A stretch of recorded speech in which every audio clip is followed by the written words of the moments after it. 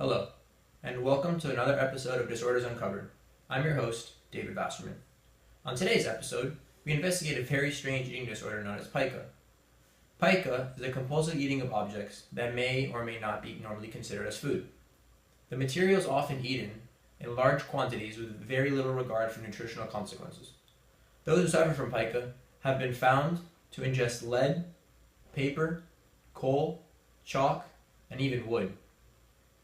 Some people may even enjoy and crave the textures of flavors from certain non-food items.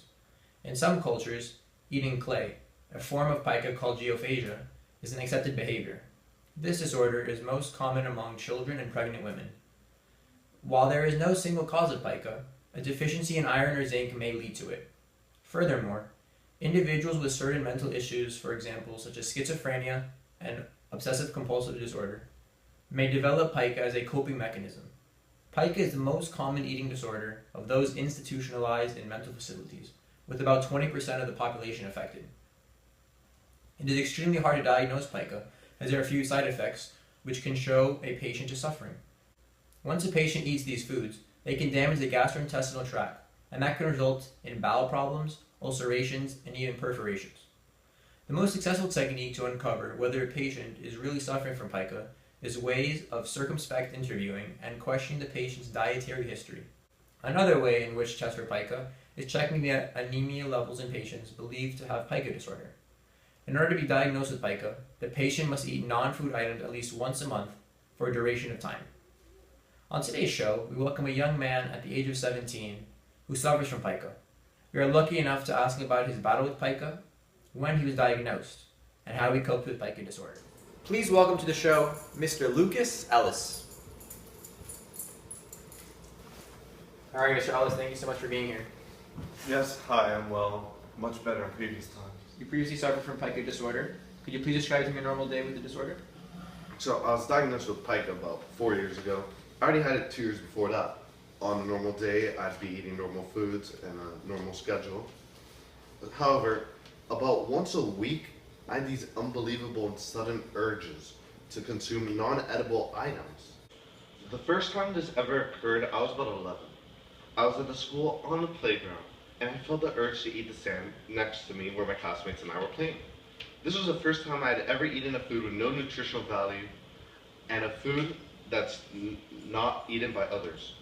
I felt satisfied as my craving was taken care of. However, I was extremely embarrassed and kept to myself, not informing my parents or a friend. After this incident, I would get the cravings once a week, and without thinking of the consequences, I would eat whatever I wanted. Some days, I would eat chips of paint, soil, clay, and even metals.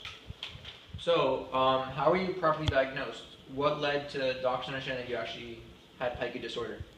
Well, about 7 months ago, I was hit with another craving, this time to eat chips of paint. I've been eating this occasionally for 3 years prior to this incident. After I ate the chips, I started getting abdominal cramps, blurred vision, and muscle weakness. Thankfully, my mom was home, so she heard me collapse, and once she saw me, she rushed me to the hospital. The doctors at the hospital told me I had suffered from lead poisoning. I saw how pica was ruining my health and causing problems in my life. Once I left the hospital, I decided to tell my mom about my craving. Interesting. So before we go, Lucas, do you have any advice for children and young men who are in the same position you were? Yes, to all kids out there who suffer the same cravings I had, well, I was in the same position. Don't let pica become as serious as it was in my life in yours. I went to the extreme and suffered a lot of pain from it. Please speak up and let your parents or a trustworthy adult know what you are going through. It will help you in the long run. Thank you so much for coming, Mr. Ellis. My pleasure. All right, ladies and gentlemen, please give it up for Mr. Ellis.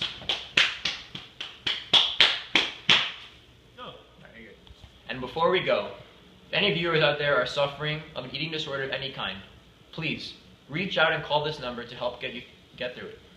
Call the National Eating Disorder Hotline at 1-800-931-2237. Again, 1-800-931-2237. Thank you for watching. Good night.